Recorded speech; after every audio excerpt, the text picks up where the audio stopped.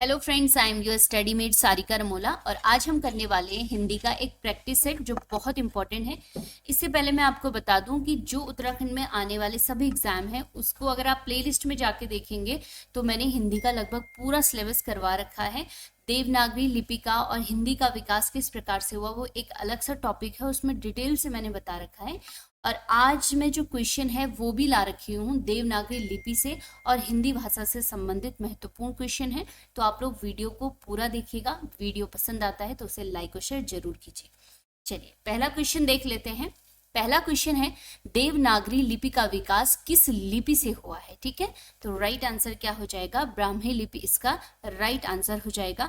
और आपको मैं एक और चीज बता दूं कि जो देवनागरी लिपि है वो एक वैज्ञानिक लिपि है। ठीक है, और साथ ही अगर आप देखेंगे तो संस्कृत भी देवनागरी लिपि में लिखी जाती है।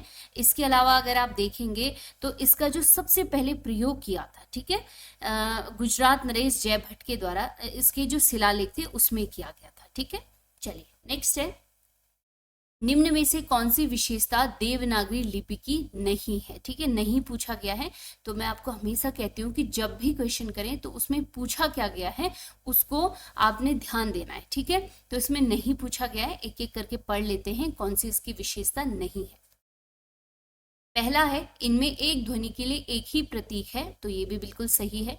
इसमें सिरोरेखा का प्रयोग किया जाता है, ये भी बिल्कुल सही है। यह लिपि विकास की दृष्टि से ब्रह्मी एवं खरोष्टी की समकालीन है, तो ये गलत है। ठीक है, तो ये इसकी विशेषता नहीं है। ठीक है, तो ये आंसर है आपका यहाँ पे। ठीक है, चलिए इसमें जैसा उच्चारण होता है वैसा ही लिखा जाता है, तो ये भी बिल्कुल सही है। तो जो सही है मैंने इस साइड टिक किए हैं और जो राइट आंसर है जो इसकी विशेषता नहीं है वो आंसर सी है उसका। तीसरा क्वेश्चन है, नागरी लिपि सुधार समिति के संयोजक थे, तो राइट आंसर क्या हो जाएगा, काका कालेलकर हो जाएगा इसका राइट आंसर। ठीक है, नेक्स्ट है, भारतीय संविधान के किस अनुच्छेदों में, ठीक है सॉरी किन अनुच्छेदों में राजभाषा संबंधी प्रावधानों का उल्लेख किया गया है, तो इसका राइट आंसर क्या हो जाएगा, 343 से 351 तक इसका उल्लेख किया गया है राजभाषा से संबंधित। ठीक है, तो ये आर्टिकल आप याद कर लेंगे 343 से लेके 351 तक। चलिए नेक्स्ट क्वेश्चन है, हिंदी भाषा के विकास का क्रम है। चार ऑप्शन दिए गए हैं और जो सही ऑप्शन है वो कौन सा है, ऑप्शन ए, सबसे पहले पाली, उसके बाद जब वो विकास होता गया फिर प्राकृत, फिर उसके बाद अपभ्रंश और फिर अंततः हिंदी। ठीक है, तो आपके पास क्वेश्चन कैसे भी घुमा के पूछा जा सकता है, इसको अपोजिट करके भी पूछ सकते हैं कि हिंदी से पहले क्या था अपभ्रंश, अपभ्रंश से पहले क्या था प्राकृत, एक एक करके भी पूछा जा सकता है। तो इसे भी आप लोग क्रम को याद कर लेंगे। चलिए छठा क्वेश्चन है, भारतीय संविधान के अनुच्छेद 351, अभी मैंने बताया कि जो हमारा संविधान है इसमें जो अनुच्छेद है आर्टिकल 343 से लेकर 351 तक क्या है, इसमें हिंदी भाषा और राजभाषा का जो प्रावधान दिया गया है। ठीक है, तो उसमें से जो आर्टिकल 351 है उसमें किस विषय का वर्णन किया गया है, ये क्वेश्चन है। ठीक है, तो राइट आंसर क्या हो जाएगा, ऑप्शन डी, हिंदी भाषा के विकास के लिए निर्देश दिए गए हैं आर्टिकल 351 में। चलिए नेक्स्ट क्वेश्चन है, हिंदी खड़ी बोली का विकास किस अपभ्रंश से हुआ है, तो राइट आंसर क्या हो जाएगा, शौर सेनी इसका राइट आंसर हो जाएगा। क्वेश्चन देख लेते हैं, निम्न में से किस अनुच्छेद में यह घोषणा की गई है कि संघ की राजभाषा हिंदी और लिपि देवनागरी होगी। ठीक है, तो राइट आंसर क्या हो जाएगा, आर्टिकल 343 ए में ये दिया गया है। ठीक है, 1 में। चलिए नेक्स्ट क्वेश्चन है, निम्न में से किसने हिंदी को आम बोलचाल की भाषा कहा है, बहुत बारी क्वेश्चन पूछा भी गया है, तो राइट आंसर क्या हो जाएगा, जॉर्ज गियर्सन इसका राइट आंसर हो जाएगा। ठीक है, और मैं आपको फिर एक बार बता देती हूँ कि ये जो चैप्टर है ना ये हमने डिटेल से कर रखा है, तो आप इसको प्लेलिस्ट में जाके देख भी सकते हैं, उसमें भी बहुत सारे क्वेश्चन हैं। ठीक है, चलिए 10वां क्वेश्चन है, लिपियों में सबसे अव्वल दर्जे की लिपि नागरी को ही मानता हूं, मैं मानता हूं कि नागरी और उर्दू लिपि के बीच अंत में जीत नागरी की ही होगी, यह भाषा संबंधी कथन किसने दिया था। ठीक है, तो इसका राइट आंसर क्या हो जाएगा, महात्मा गांधी इसका राइट आंसर हो जाएगा। और महात्मा गांधी भी हिंदी के क्या थे, पक्ष में थे, उसको राजभाषा बनाने के। ठीक है,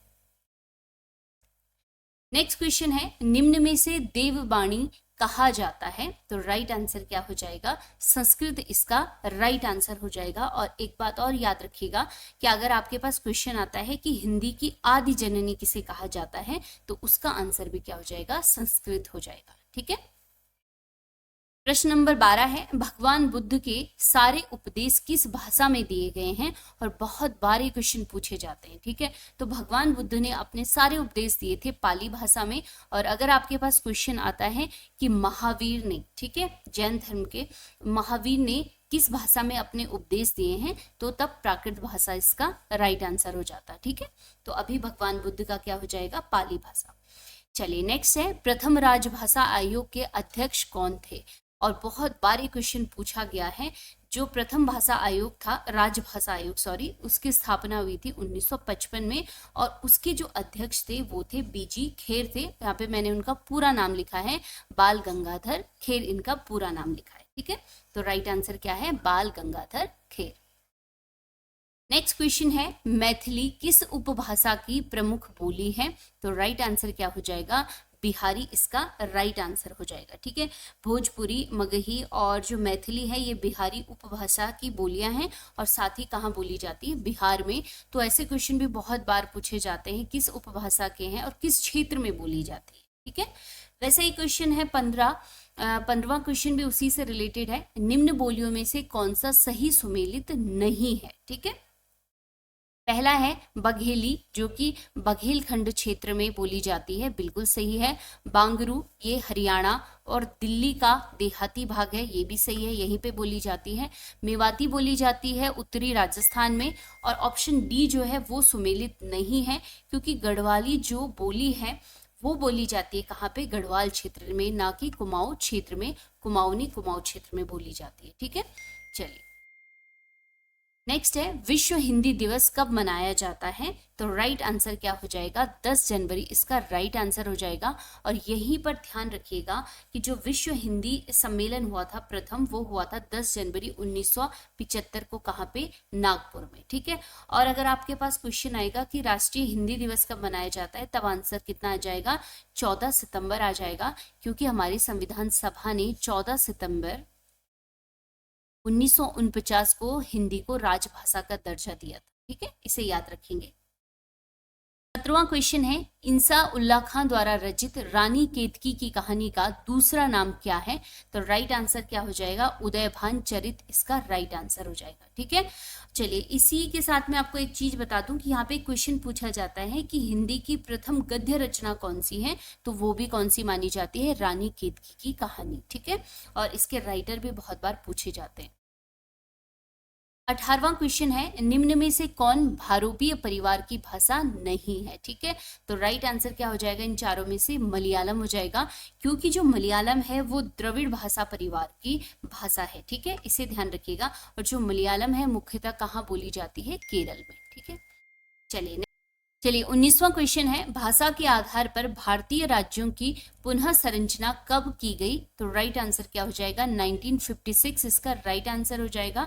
और अगर आपके पास क्वेश्चन आता है कि भाषा के आधार पर भारत में गठित होने वाला पहला राज्य कौन सा है, तो राइट आंसर क्या हो जाएगा, आंध्र प्रदेश इसका राइट आंसर हो जाएगा। ठीक है, नेक्स्ट है, नागरी प्रचारणी सभा की स्थापना किस वर्ष हुई। और ये क्वेश्चन बहुत बार पूछा गया है। इसका राइट आंसर क्या हो जाएगा, 1893 में नागरी प्रचारणी सभा की स्थापना हुई। और इसका मुख्यालय कहाँ स्थापित किया गया, वाराणसी में। ठीक है, और अगर इसके संस्थापक सदस्य कभी पूछे जाते हैं तो संस्थापक सदस्य श्याम सुंदर दास, राम नारायण मिश्र और शिव कुमार सिंह प्रमुख थे इसमें। ठीक है, चलिए